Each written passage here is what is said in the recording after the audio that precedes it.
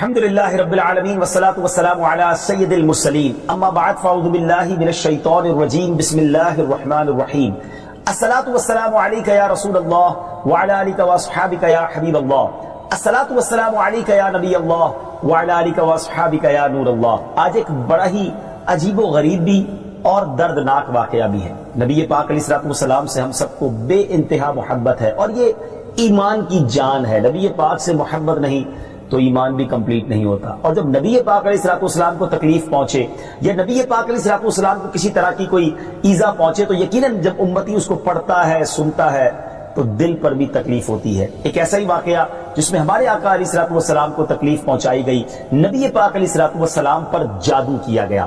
ناظرین، آج یہ واقعہ ہم سنیں گے اور یہ قرآنی واقعہ ہے اور اس کے ذریعے بہت ساری باتیں بھی سنیں گے۔ جادو کے بارے میں بڑے مسکنسیپشن ہیں لوگوں کے ذہنوں میں، اور سمجھتے ہیں کہ جادو توڑ کرنے کے لیے بڑے عجیب و غریب عمل کرنے پڑیں گے، بڑے گناہوں والے کام کرنے پڑیں گے، اللہ کی ناراضگی والے کام بھی لوگ کرنے کے لیے تیار ہو جاتے ہیں، حرام اور ناجائز کام کرنے کے لیے تیار ہو جاتے ہیں اور سمجھتے ہیں کہ اس سے جادو سے بچا جا سکے گا۔ البتہ جادو کروانے کے لیے بھی لوگ بڑے ہی ناجائز اور حرام کام کرتے ہیں جو کہ جہنم میں لے جانے والے کام ہوتے ہیں۔ اللہ مجھے اور آپ کو ہمیشہ جادو ٹونے آصف سے محفوظ رکھے، ہر قسم کی بلاؤں سے محفوظ رکھے، اور آج قرآن کے ذریعے سمجھیں گے کہ جادو کا علاج کیا ہے، جادو ہو جائے تو بچا کیسے جا سکتا ہے، اور نبی پاک علیہ الصلوۃ والسلام پر جب جادو ہوا تھا، جادو کرنے کی کوشش کی گئی تھی، اس کا نتیجہ کیا نکلا۔ ناظرین، توجہ کے ساتھ آپ نے سلسلے میں شامل رہنا ہے۔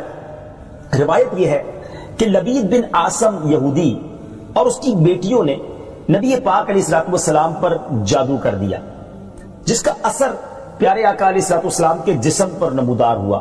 طبیعت شریف جو ہے وہ کچھ ناساز ہونے لگی، آپ کے قلب، آپ کی عقل مبارک اور آپ کے اعتقادات پر کوئی اثر نہ ہوا، صحت مبارک پر تھوڑا سا اثر ہوا۔ چند روز بعد حضرت جبریل امین بارگاہ رسالت میں حاضر ہوئے اور عرض کی، یا رسول اللہ صلی اللہ تعالی علیہ وسلم، ایک یہودی نے آپ صلی اللہ تعالی علیہ وسلم پر جادو کر دیا ہے، اور جادو کا جو سامان ہے وہ فلاں کنویں میں ایک پتھر کے نیچے دبا ہوا ہے۔ سرور کائنات علیہ الصلوۃ والسلام نے حضرت علی مولائے کائنات شیر خدا کرم اللہ تعالی وجہ الکریم کو بھیجا۔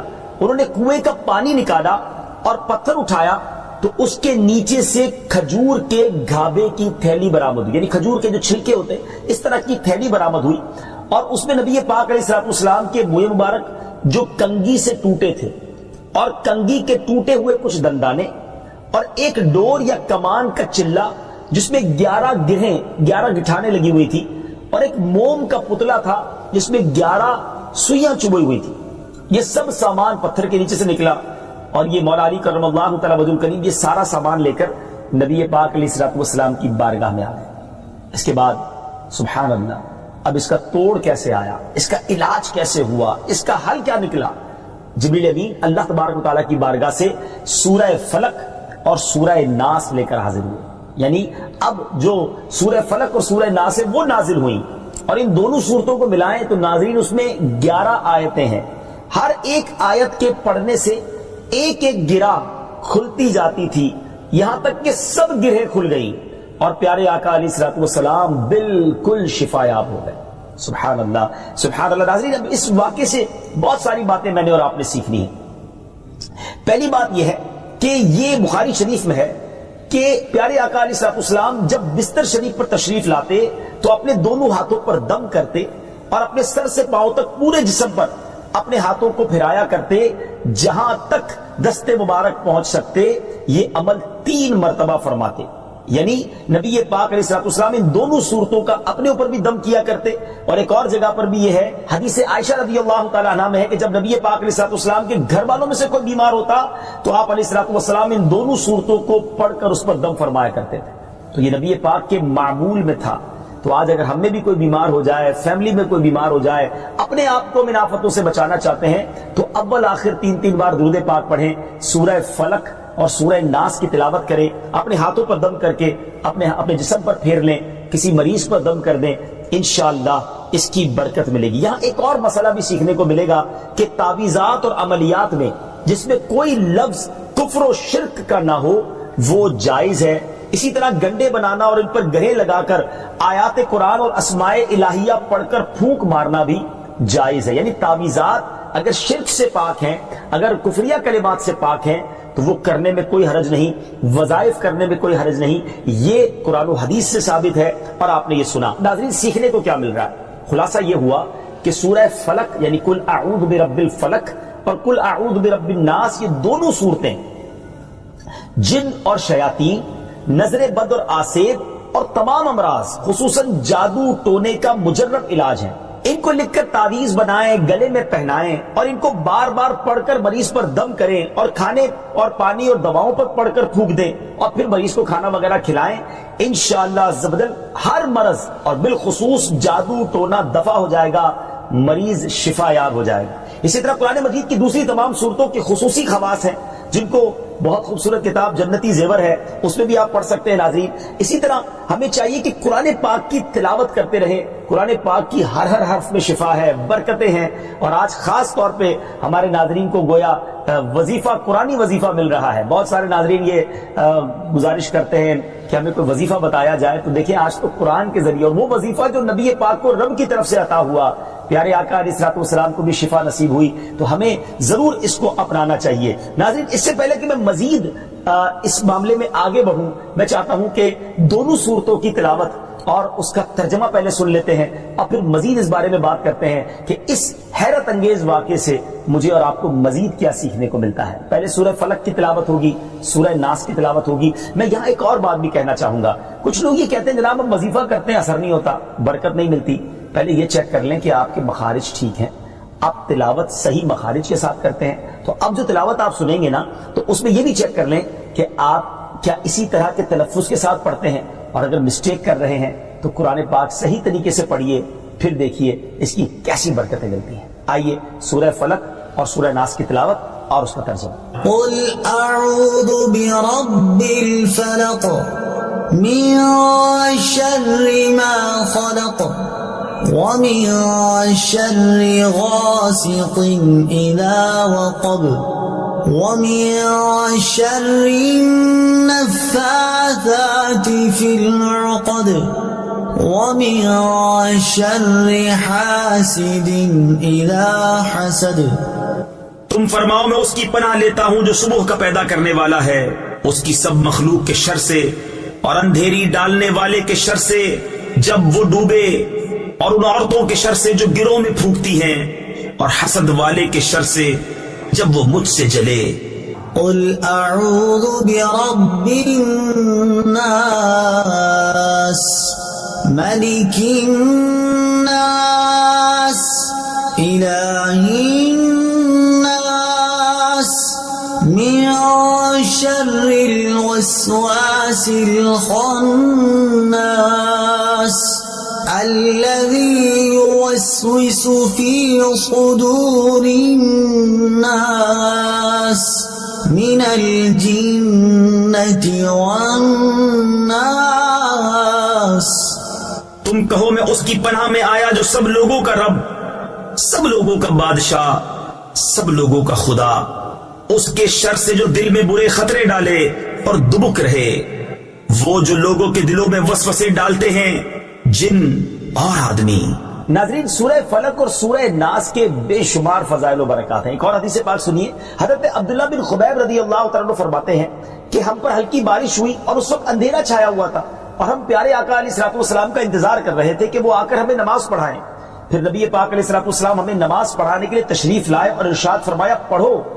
میں نے عرض کی کیا پڑھوں؟ ارشاد فرمایا صبح و شام 3 بار قل هو اللہ احد، قل اعوذ برب الفلق اور قل اعوذ برب الناس پڑھو، ان کی تلاوت کرنا تمہیں ہر بری چیز سے بچائے گا۔ چلیں ایک اور وظیفہ مل گیا، سورہ اخلاص کو بھی شامل کر لیں، تو صبح و شام پڑھیں تو انشاءاللہ بری آفتوں سے، مصیبتوں سے، جادو ٹونے سے، آسیب سے، ان طرح کی بلاؤں سے انشاءاللہ محفوظ رہیں گے۔ ناظرین یہاں کچھ مسائل بھی سیکھ لیتے ہیں۔ حضرت اسماء بنت امیس رضی اللہ تعالیٰ عنہ نے عرض کی یا رسول اللہ صلی اللہ تعالیٰ علیہ وسلم، جعفر کے بچوں کو جلد نظر ہوتی ہے، کیا مجھے اجازت ہے کہ ان کے لیے عمل کروں؟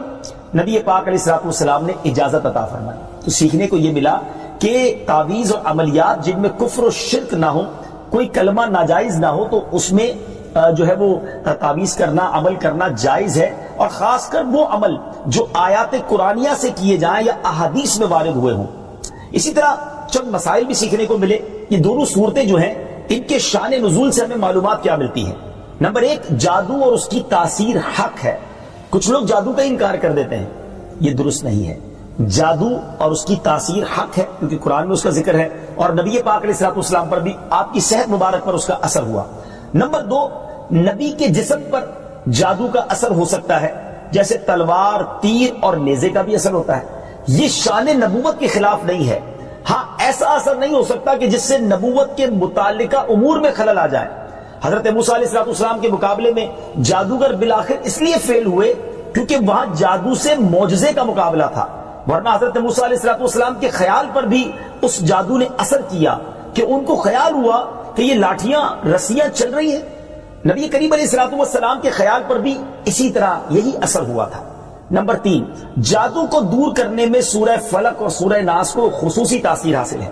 نمبر چار، جادو، ٹونے اور عملیات اور اثرات اور بیماریوں کو ختم کرنے کے لیے قرآن پاک کی صورتوں اور آیتوں کو استعمال کیا جا سکتا ہے، اور بخاری شریف میں سورہ فاتحہ کو اس مقصد کے لیے استعمال کرنے کا بیان موجود ہے۔ تو سورہ فاتحہ کو سورہ شفا بھی کہا جاتا ہے، تو یہ بھی شفا کے لیے بڑا مجرب اور بڑا پیارا وظیفہ ہے۔ ناظرین، یہ چند باتیں تو ہم نے اس واقعے کے متعلق سیکھی، سورہ فلق اور سورہ ناس کے کچھ فضائل بھی سنے۔ میں یہاں ایک اور بات بھی کرنا چاہتا ہوں کہ آج کل پرابلم یہ ہو گیا ہے کہ اتنے عاملین آ گئے ہیں، اتنے عمل کرنے والے لوگ آ گئے ہیں، اتنے بورڈ ہمارے شہروں اور وطن میں لگ جاتے ہیں کہ ایسا لگتا ہے ہر دوسرے آدمی پہ جن ہے یا اس پہ جادو ہو گیا ہے۔ خدارا، جھوٹے عاملین سے اپنے آپ کو بچائیے۔ اگر جینے کی تمنا ہے تو کچھ پہچان پیدا کر۔ لوگوں کے گھر بک جاتے ہیں، لوگوں کی عزتیں پامال ہو جاتی ہیں، عجیب ماحول ہو گیا ہے۔ کچھ بد نصیب تو وہ ہیں جو کسی کو تباہ کرنے کے لیے جادو کروانے جاتے ہیں اور ہزاروں لاکھوں روپے خرچ کرتے ہیں، اور پھر بیچارے کچھ جب بیمار ہو جاتے ہیں تو اپنا بعض اوقات ڈاکٹری مسئلہ ہوتا ہے اور وہ بھی کسی عامل کے ہتھے چڑھ جاتے ہیں، اور وہ کہتا ہے جناب آپ کے گھر میں بہت برا عمل ہوا ہے، فلاں جگہ کوئی چیز دبی ہوئی ہے، اور اس کو اب سنبھالنے کے لیے، اس کو نکالنے کے لیے اتنے بکرے چاہیے، اتنے مرغے چاہیے، اتنے انڈے چاہیے، قبرستان میں یہ عمل کرنا ہوگا، اور پھر غریب آدمی اپنی چیزوں کو بیچ بیچ کر ہزاروں لاکھوں روپے دے دیتے ہیں اور خاندان کے خاندان ٹوٹ جاتے ہیں۔ ایسا نہ کریں، پلیز ایسا نہ کریں۔ بلکہ میں تو ان عاملین سے بھی گزارش کروں گا کہ حلال روزی کی طرف آئیں۔ دعوت اسلامی نے بڑا شاندار ایک انداز اختیار کیا، اللہ سلامت رکھے دعوت اسلامی کے مدنی ماحول کو۔ ناظرین، آپ سوچ رہے ہوں گے کہ پھر ہماری بیماریوں کے لیے ہم تعویذ کس سے لیں، ہم یہ وظائف کہاں سے لیں؟ آپ کی دعوت اسلامی ہے نا، الحمدللہ دعوت اسلامی کا ایک شعبہ ہے جس کا نام ہی مکتوبات و تعویذات عطاریہ ہے۔ اس میں آپ کو بغیر کسی فیس کے، جی ہاں بغیر کسی فیس کے، لاکھوں لاکھ تعویذ ہر مہینے ناظرین یہاں سے دیے جاتے ہیں، پوسٹ بھی کیے جاتے ہیں، کوریئر بھی کیے جاتے ہیں، اس کی بھی کوئی فیس نہیں لی جاتی۔ تو یہ تعویذات آپ دعوت اسلامی کے مرکز سے رابطہ کر کے لے لیجئے۔ آن لائن تعویذات کی سروس بھی موجود ہے۔ حالانکہ دعوت اسلامی کا اس ڈپارٹمنٹ پر لاکھوں کروڑوں روپے خرچ ہو رہا ہے، مگر اس لیے اس کو فری رکھا ہے تاکہ امت کے لیے آسانی ہو، دکھیاری امت جو ہے ان کے مسائل حل ہو جائیں، نہ جانے کس کی دعا لگ جائے اور ہمارا بیڑا پار ہو جائے۔ ہاں، اس میں یہ ضرور میں کہوں گا کہ وہ لوگ جو یہ پروگرام دیکھ رہے ہیں اور ان کو لگتا ہے کہ میں اس شعبے کو سپورٹ کروں، دعوت اسلامی جس شعبے میں خرچ کر رہی ہے اور نہ جانے کتنے دکھیارے مسلمانوں کی دعائیں لے رہی ہے، تو اگر آپ دعوت اسلامی کے شعبہ تعویذات عطاریہ میں سپورٹ کرنا چاہتے ہیں، اپنا ڈونیشن دینا چاہتے ہیں، تو بھی ہم سے رابطہ کر لیجئے۔ لیکن پلیز ان جھوٹے عاملوں سے اپنے آپ کو بچائیے۔ اور مجھے جو ناظرین سن رہے ہیں، ہر بندے پر جادو نہیں ہوتا، ہر بندے پر جن نہیں آ جاتا، ہر بات میں وسوسہ نہ لایا کریں، وظائف پڑھ لیا کریں۔ صبح شام یہ وظیفہ ہمیں نبی پاک نے دے دیا ہے، صبح گھر سے پڑھ کر نکلے، شام گھر پر آ کر سونے سے پہلے پڑھ لے، آیت الکرسی سونے سے پہلے پڑھ لے، اللہ نے چاہا خیر آپ کا مقدر رہے گی۔ اور مزید ضرورت ہو تو دعوت اسلامی کے اس شعبے سے رابطہ کر لیں۔ میں امید کرتا ہوں کہ آج کے اس واقعے سے ہمیں یہ سیکھنے کو ملا کہ قرآنی وظائف کی کیا اہمیت ہے، اور جائز وظائف کرنے میں، تعویذات کرنے میں کوئی حرج نہیں۔ آخری بات، نبی پاک علیہ السلام کو پتہ چل گیا، جبریل امین نے بتا دیا کہ جادو کس نے کیا ہے، مگر نبی پاک علیہ السلام نے بدلہ نہیں لیا، سزا نہیں دی۔ اس لبید بن عاصم کو، اس کی جو بچیاں تھیں، جو بھی لوگ تھے جادو کرنے والے، سب کو معاف کر دیا۔ اللہ اکبر! انہیں پتا چل جاتا تھا کہ کس نے ظلم کیا ہے، پھر بھی معاف فرماتے، اور ہم شک کی بنیاد پر بدلہ لے لیتے ہیں۔ کوئی عامل کہہ دیتا ہے تمہارے گھر میں سین نام کی کوئی عورت ہے، اس نے یہ کیا ہے، اب جتنے سین نام والے ہیں سب کے ساتھ بدگمانی شروع، جب سے سب سے لڑائی شروع، سب کے بارے میں برا سوچنا شروع۔ انسان ہی سے غلطی ہوتی ہے. معافی کرنے والا ذہن رکھیے. معاف کریں گے اللہ تعالیٰ آپ کو معاف کر دے گا. رحم کریں گے آپ پر رحم کیا جائے گا.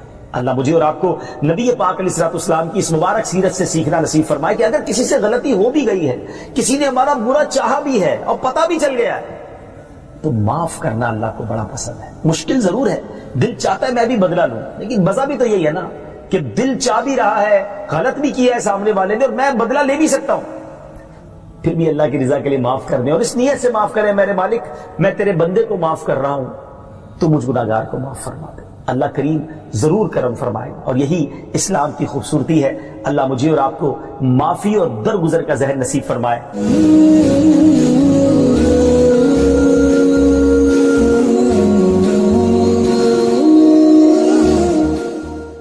ایک دوست نے اپنے ایک دوسرے دوست سے قرض لیا اور قرض لینے کے بعد جو ٹائم تھا وہ پورا ہو گیا. اب پیسے اس نے نہیں لوٹائے, بڑی کوشش کی اس نے کہ بھائی میری رقم واپس دے دیں, اس نے نہیں دیا. اب وہ یہ کیس لے کر عدالت میں چلا گیا اور جج صاحب سے جا کر اس نے کہا کہ اس نے میرے پیسے دینے اور یہ میری رقم نہیں لوٹا رہا. تو جج صاحب نے کہا کہ تمہارے پاس 30 دن ہیں, ودن 30 days تم نے اس کے پیسے واپس لوٹانے ہیں ورنہ پھر تمہارے خلاف فیصلہ ہو جائے گا. تو وہ شخص گھر گیا.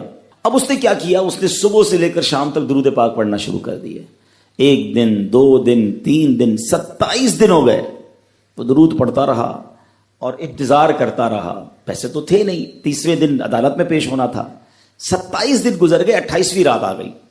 خواب میں اس کو کسی نے آواز دی کہ گھبراؤ نہیں, تمہارا قرض ادا ہو جائے گا. اگلے دن پھر درود پاک پڑھتا رہا. اب نبی پاک کی خواب میں زیارت ہوئی. آقا علیہ الصلوۃ والسلام تشریف لائے, فرمائے گھبراؤ نہیں, تمہارا قرض ادا ہو جائے گا. تم علی بن عیسیٰ وزیر کے پاس جاؤ اور اس سے کہو وہ تمہارا قرض ادا کر دے گا. اب جب صبح اٹھا تو بہت خوش کہ نبی پاک کی زیارت مجھے ہو گئی. لیکن پھر خیال آیا کہ میں اگر وزیر صاحب کے پاس گیا اور انہوں نے مجھ سے کوئی ایویڈنس مانگ لیا, کوئی پروف مانگا, کہ میں کیسے مان لوں تمہیں نبی پاک نے بھیجا ہے, تو اس بات پر تو میرے پاس کوئی دلیل نہیں ہے.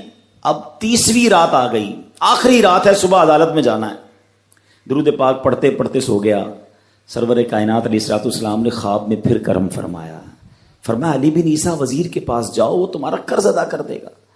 کہ حضور میں چلا تو جاتا, مگر اگر وہ مجھ سے کوئی پروف مانگتا, کوئی ایویڈنس مانگتا, تو میں کیا جواب دیتا.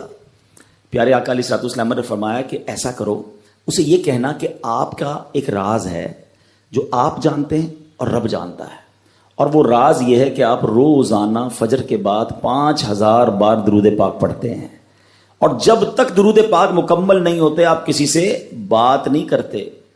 اب جب صبح اٹھا تو بہت مطمئن کہ اب تو دلیل بھی آ گئی ہے. پہنچ گیا صبح علی بن عیسیٰ وزیر کے پاس. اس کا دربار لگا ہوا ہے. اس نے پیغام بھجوایا کہ میں علی بن عیسیٰ وزیر صاحب سے اکیلے میں ملنا چاہتا ہوں, پیغام لایا ہوں. درباری نے آ کر پوچھا, وزیر صاحب پوچھ رہے ہیں کس کا پیغام لایا ہو؟ کہا میں نبی پاک علیہ الصلوۃ والسلام کا پیغام لایا ہوں. فوراً وزیر صاحب نے بلا لیا. کہا فرمائیے. کہ مجھے میرے آقا علیہ الصلوۃ والسلام نے کہا ہے کہ آپ میرا قرض ادا کر دیں. میں 3000 دینار کا مقروض ہوں. Today is the last day in the court. آج مجھے کورٹ میں پیش ہونا ہے. اگر آج میں نے اپنا قرض ادا نہ کیا تو مجھے جو ہے وہ سزا ہو سکتی ہے. علی بن عیسیٰ کہتا ہے میں بالکل آپ کا قرض تو ادا کر سکتا ہوں, مگر مجھے کیسے پتا چلے, کوئی دلیل ہے, کوئی پروف ہے کہ آپ کو نبی پاک علیہ الصلوۃ والسلام نے بھیجا ہے؟ کہتا ہے ہاں, خالی ہاتھ نہیں آیا, آقا نے دلیل بھی عطا فرمائی ہے. اچھا بتائیے کیا دلیل ہے؟ کا دلیل یہ ہے کہ آپ کا ایک راز ہے جو صرف آپ جانتے ہیں اور آپ کا رب جانتا ہے. 5000 ٹائمز ڈیلی آپ درود پاک پڑھتے ہیں فجر کے بعد, اور جب تک یہ درود پورے نہیں ہوتے آپ کسی سے بات نہیں کرتے. آپ ذرا پہلے تھوڑی دیر کے لیے امیجن کریں کہ جو وزیر 5000 بار روز درود پڑھتا ہوگا وہ عاشق رسول کیسا ہوگا. اس کی تو لاٹری نکل آئی نا, وہ تو خوشی سے جھوم اٹھا, کہتا ہے مرحبا یا رسول اللہ, میرے درود پاک قبول ہو گئے, بہت خوش. اب ابھی بیٹھے ہیں آپ, کمرے میں گیا, واپس آیا اور 3000 نہیں 9000 دینار لے کر آیا. کہتے 3000 تو نبی پاک کا حکم, مرحبا یا رسول اللہ, 3000 اور لیجئے, آپ نے اتنی اچھی خبر مجھے سنائی, اتنا پیارا خواب سنایا, آپ کے قدم میرے گھر تک آئے, اور 3000 مزید لے جائیے, اس سے اپنے بچوں کے لیے کوئی کاروبار شروع کیجئے, اور ایک وعدہ بھی کیجئے, زندگی میں آئندہ جب بھی آپ کو کوئی ضرورت پڑے گی نا, آپ میرے پاس آئیں گے, میں آپ کا بھائی ہوں. اب یہ دیوانہ بڑا خوش ہو کر عدالت پہنچا. اچھا everybody expecting over there سب یہ سوچ رہے تھے کہ یہ اس نے آج گرفتار ہی ہونا ہے، کیونکہ تھا ہی کچھ نہیں اس کے پاس، پہلے ہی کہہ دیا تھا کہ میں کولیپس ہو گیا ہوں۔ اب عدالت میں جاتے ہی اس نے 3000 دینار جج صاحب کو دے دیے کہ صاحب اس کو میرا قرضہ ادا کر دیں، میں جو ہے وہ اپنے قرضے سے بری ہونا چاہتا ہوں۔ جج صاحب ہوتے ہیں، انہوں نے کہا قرضہ تو ادا کر دیں گے، پہلے بتاؤ پیسے لائے کدھر سے ہو؟ تم تو کہتے تھے پیسے نہیں تھے تمہارے پاس، اتنی بڑی رقم کیسے انتظام کی؟ اب بھری عدالت میں گویا اس نے زبان حال سے یہ کہا کہ اتنا دیا سرکار نے مجھ کو، اتنی میری اوقات نہیں، یہ تو کرم ہے ان کا، ورنہ مجھ میں تو ایسی بات نہیں۔ اب اس نے بھری عدالت میں پورا واقعہ سنایا کہ میں نے تو کچھ نہیں کیا، آقا خواب میں تشریف لائے، میں وزیر صاحب کے پاس گیا، انہوں نے یہ پیسے دیے۔ سنو اس زمانے کے جج بھی کیسے ہوتے تھے، وہ جج دوران عدالت اپنے کرسی سے اٹھ کر کمرے میں چلا گیا، تھوڑی دیر بعد جج صاحب واپس آئے اور 3000 دینار اس کے ہاتھ میں دیتے ہیں۔ کیا سارا ثواب علی بن عیسیٰ لے جائے گا؟ میں بھی تو آقا کا امتی ہوں، تمہارا قرضہ میں ادا کرتا ہوں۔ اچھا، اب جس نے کیس کیا تھا، سبحان اللہ، کیا ماحول تھا، کیا انداز تھا، کیا دل تھے، وہ بھی تو دیکھ رہا ہے، کہتا ہے میں بھی تو آقا کا امتی ہوں، رکے ذرا، کاغذ قلم دیجئے، بندے کو میں قرضہ ہی معاف کر دیتا ہوں۔ اچھا، قرضہ ہو گیا معاف۔ اب جو 3000 جج صاحب نے دیے تھے، وہ بندہ کہتا ہے جج صاحب ہوں واپس لے لو، میرا تو قرضہ ہی ادا ہو گیا۔ تو جج صاحب کہتے ہیں جو پیسے آقا کے نام پر نکال دیے میں نے واپس نہیں لینے، یہ سارے تم ہی لے جاؤ۔ اب یہ 12000 دینار لے کر یہ عاشق رسول جھومتا ہوا اپنے گھر پر جا رہا ہے۔ اے میرے پیارے اسلامی بھائیوں، ایک رات پہلے ایک سنگل پینی اس کے پاس نہیں ہے، اور اگلے دن 12000 دینار ہیں۔ درود پاک وہ وظیفہ ہے جو دل سے پڑھا جائے تو سبحان اللہ یہ مصیبتوں کو ٹالنے والا وظیفہ ہے، یہ پریشانیوں کو دور کرنے والا وظیفہ ہے۔ اور یہ میں نہیں کہہ رہا، خود سرور کائنات علیہ الصلوۃ والسلام کی حدیث ہے جس کا مضمون ہے کہ جو پریشانیوں میں ہو، جو مصیبتوں میں ہو، اس کو چاہیے کہ مجھ پر درود پڑھے، کہ درود پریشانیوں کو لے جاتا ہے، مصیبتوں کو لے جاتا ہے۔ ایک شاعر نے کیا خوب لکھا ہے، اور واقعی حق لکھا ہے، ہر درد کی دوا ہے صلی علی محمد، ہر درد کی دوا ہے صلی علی محمد، تعویذ ہر بلا ہے صلی علی محمد۔ تو ہمیں چاہیے، خاص طور پہ ربیع الاول کا مہینہ ہے، کثرت سے درود پاک پڑھیں۔ اسلام کی تعلیم اور اشاعت کا سلسلہ شروع کیا تو مکہ مبارک میں جتنا عرصہ رہے اس وقت تک بھی مسلمان بیت المقدس کی طرف رخ کر کے عبادت کرتے تھے۔ پھر نبی پاک علیہ الصلوۃ والسلام نے مدینے کی طرف ہجرت فرمائی، اور ہجرت کے بعد مدینہ منورہ میں بھی مسلمان 16 یا 17 مہینے تک بیت المقدس کی طرف رخ کر کے نمازیں پڑھتے رہے۔ ہجرت کے 1 سال 5.5 مہینے کے بعد 15ویں رجب پیر کے دن مسجد بنی سلمہ میں نماز ظہر کے درمیان قبلے کی تبدیلی ہوئی، اور اللہ پاک نے پیارے آقا علیہ الصلوۃ والسلام کی خواہش کے مطابق مسلمانوں کا جو کعبہ ہے، قبلہ ہے، وہ کعبہ کو فرما دیا، اور اب مسلمان کعبے کی طرف رخ کر کے نماز ادا کرنے لگے۔ اس مقام پر آج بھی مسجد قبلتین قائم ہے۔ حضرت سلیمان علیہ الصلوۃ والسلام کے بعد بنی اسرائیل کے زوال کے ساتھ ہی بنی اسرائیل 2 حصوں میں منقسم ہو گئے، تقسیم ہو گئے۔ ہیکل سلیمانی کی عزت میں بھی کمی آ گئی۔ ویسے تو ہیکل سلیمانی پر کئی حملے ہوئے، مگر ایران کے بادشاہ بخت نصر نے جو فلسطین پر حملہ کیا تھا اس میں ہیکل سلیمانی کو مکمل طور پر مسمار کر دیا، اور بڑے پیمانے پر یہودیوں کا قتل عام کیا، تورات جلا دی گئی، اور اس وقت یہودی غلاموں کو دریائے فرات کے کنارے آباد کیا گیا، اور انہوں نے اس بستی کا نام تل ابیب رکھا۔ اس کے بعد ایران کے پہلے کسرا خسرو نے یہودیوں کو واپس فلسطین جانے کی اجازت دے دی، تب وہ جنوبی فلسطین میں آ کر آباد ہوئے اور ہیکل سلیمانی کی اثر نو تعمیر کی، مگر یہ تعمیر بھی زیادہ عرصے قائم نہ رہ سکی، اور 70 عیسوی میں روم کے بادشاہ توتس نے ایک مرتبہ پھر ہیکل سلیمانی پر حملہ کیا، اسے مسمار کر دیا، اور یہودیوں کو فلسطین کے جنوبی حصے سے بھی نکال دیا۔ یوں فلسطین مکمل طور پر یہود سے خالی ہو گیا تھا۔ حضرت عمر فاروق رضی اللہ تعالیٰ عنہ کے عہد خلافت میں جب فلسطین فتح کیا گیا اس وقت وہاں عربی النسل قبائل آباد تھے۔ اسلامی لشکر کے سپہ سالار سیدنا ابو عبیدہ بن جراح رضی اللہ تعالیٰ عنہ نے فتح یرموک کے بعد اسلامی لشکر کے ساتھ آپ دمشق آ چکے تھے۔ آپ نے اپنے اصحاب سے مشورہ کیا کہ قیصاریہ روانہ ہو یا بیت المقدس۔ حضرت سیدنا معاذ بن جبل رضی اللہ تعالیٰ عنہ کے مشورے پر عمل کرتے ہوئے سیدنا فاروق اعظم رضی اللہ تعالیٰ عنہ کی بارگاہ میں ایک مکتوب روانہ کیا گیا، دونوں شہروں میں سے کس شہر کا انتخاب کیا جائے۔ سیدنا فاروق اعظم رضی اللہ تعالیٰ عنہ نے جلیل القدر صحابہ کرام علیہ رضوان سے جب مشورہ کیا تو مولا علی شیر خدا کرم اللہ تعالیٰ وجہ الکریم نے فرمایا کہ اے امیر المومنین، آپ اسلامی لشکر کو بیت المقدس کی طرف روانگی کا حکم دیں، وہ پہلے بیت المقدس کو فتح کرے پھر کساریہ کی طرف جائیں، کیونکہ رسول پاک علیہ السلام نے پہلے مجھے بیت المقدس کی فتح اور بعد میں کساریہ کی فتح کی خوشخبری دی تھی۔ یہ سن کر سیدنا فاروق اعظم رضی اللہ تعالیٰ نے فرمایا اے ابو الحسن، آپ نے سچ کہا۔ پھر سیدنا ابو عبیدہ بن جراح رضی اللہ تعالیٰ کی طرف پہلے بیت المقدس اور پھر کیساریہ روانگی کا حکم لکھ کر روانہ کر دیا۔ ڈیئر ویورز، ہے نا بڑی عجیب داستان، بڑی ایمان افروز داستان۔ سیدنا ابو عبیدہ بن جراح رضی اللہ تعالیٰ کو جیسے ہی امیر المومنین کا مکتوب ملا، آپ نے روزانہ 5000 مجاہدین لشکر بیت المقدس روانہ شروع کر دی، یعنی 5000 مجاہدین ڈیلی روانہ ہوئے۔ بیت المقدس کا جو قلعہ تھا، جو فورٹ تھا، وہ بڑا مضبوط تھا۔ رومیوں نے یرموک کا حال سن کر پوری تیاری کر رکھی تھی۔ اسلامی لشکر کے جاتے ہی انہوں نے قلعے کا محاصرہ کیا، اس کو سراؤنڈ کر لیا۔ حضرت ابو عبیدہ بن جراح رضی اللہ عنہ کے حکم سے روزانہ اس فورٹ پر، اس قلعے پر حملہ کیا جاتا۔ 11 دن تک حملہ کرتے رہے، مگر کوئی خاص پیش رفت نہ ہوئی، کوئی پروگرس نہ ہو رہی تھی۔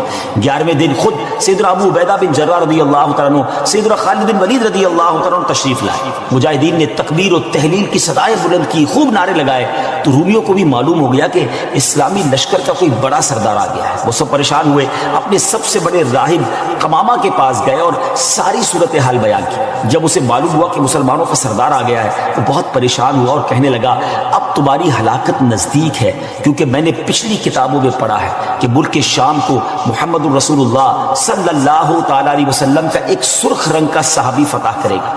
اگر یہ وہی سردار ہے تو صلح کے علاوہ اب تمہارے پاس کوئی دوسری صورت نہیں ہے۔ پھر وہ اسلامی لشکر کے سپہ سالار کو دیکھنے کے لیے قلعے کے دیوار پر آیا۔ سیدنا ابو عبیدہ بن جراح رضی اللہ عنہ کو بلایا۔ آپ رضی اللہ عنہ جب آگے گئے تو ان سے بھی وہی بات کی۔ حضرت ابو عبیدہ بن جراح نے کہا یا تو تم اسلام قبول کر لو یا جزیہ دے کر امان حاصل کر لو، پھر ہم سے جنگ کرنے کے لیے تیار ہو جائے۔ لیکن اس راہب قمامہ نے سیدنا ابو عبیدہ بن جراح رضی اللہ عنہ کی بات کا کوئی جواب نہ دیا، فقط خاموشی سے وہ بس آپ کو دیکھتا رہا اور پھر واپس چلا گیا۔ اس نے اپنی قوم سے کہا کہ یہ وہ شخص نہیں ہے جس کے بارے میں میں نے کتابوں میں پڑھا ہے، لہذا تم ان سے جنگ کرتے رہو، یہ تمہارا بال بھی بیکا نہیں کر سکے۔ سیدنا ابو عبیدہ بن جراح رضی اللہ تعالیٰ نے بھی وہاں سے واپس آ کر اسلامی لشکر کو جنگ کا حکم دے دیا۔ روزانہ اسلامی لشکر اس فورٹ پر، اس قلعے پر حملہ کرتا، رومی تیروں کی برسات کرتے، دونوں طرف سے جانی نقصان بھی ہوتا، سپاہی زخمی بھی ہوتے۔ لڑائی 4 ماہ تک جاری رہی۔ جی ہاں ویورز، 4 منتھ تک یہ لڑائی جاری رہی۔ اہل شہر تنگ آ گئے۔ وہ دوبارہ اپنے جو سردار تھا، جو ان کا لیڈر تھا قمامہ، اس کے پاس گئے، ساری صورتحال بیان کی۔ وہ نصرانی راہب جو تھا وہ پھر قلعے کی دیوار پر آیا اور سیدنا ابو عبیدہ بن جراح رضی اللہ تعالیٰ عنہ سے کہنے لگا کہ ہم ہر حال میں تم سے جنگ کریں گے، البتہ ہمارے شہر کو صرف ایک ہی شخص فتح کرے گا جس کے اوصاف ہماری کتابوں میں لکھے ہوئے ہیں، وہ تم نہیں ہو۔ سیدنا ابو عبیدہ بن جراح رضی اللہ تعالیٰ نے فرمایا کہ تمہاری کتابوں میں اس کے کیا اوصاف لکھے ہوئے ہیں؟ اس نے کہا وہ ہم تمہیں نہیں بتائیں گے، البتہ اسے دیکھ کر ہم فوراً پہچان لیں گے کہ یہ وہی شخص ہے۔ ہاں اگر تم اس کا نام جاننا چاہتے ہو تو ہم اس کا نام بتا سکتے ہیں۔ اللہ اکبر، ان کی کتابوں میں اس صحابی کا نام بھی موجود تھا۔ آپ رضی اللہ تعالیٰ نے فرمایا کہ ٹھیک ہے تم اس کا نام ہی بتا دو۔ اس نصرانی راہب نے کہا کہ جو شخص ہمارے اس شہر کو فتح کرے گا وہ محمد الرسول اللہ صلی اللہ تعالیٰ علیہ وسلم کا صحابی ہوگا، اور اس کا نام عمر بن خطاب ہے، جو فاروق کے لقب سے مشہور ہوگا اور وہ نہایت سخت گیر ہوگا، اللہ کے کاموں میں کسی ملامت کرنے والے کی ملامت کی پرواہ نہ کرے گا۔ سیدنا ابو عبیدہ بن جراح رضی اللہ تعالیٰ عنہ نے جیسے ہی یہ سنا